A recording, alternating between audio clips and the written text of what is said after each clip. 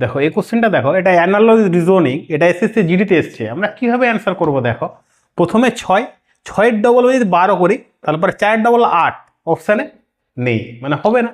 6 square 36,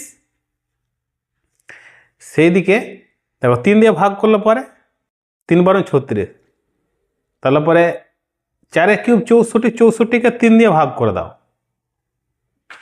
তাও আসছে না। ঠিক আছে, তাহলে আমরা কি করব দেখো, 6-এর কিউব করব। যদি 6-এর কিউব করি আমরা,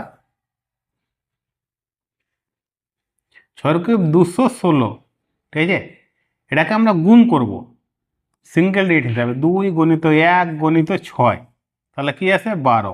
সেমভাবে দেখো আমাদের 4-এর কিউব করব, 4-এর কিউব কত 64, 64কে আমরা সিঙ্গেল ডিজিটকে ভাগ করলে পরে গুণ করতে হবে, যদি গুণ করি তাহলে পরে 24, তাহলে অপশানে 24 আছে।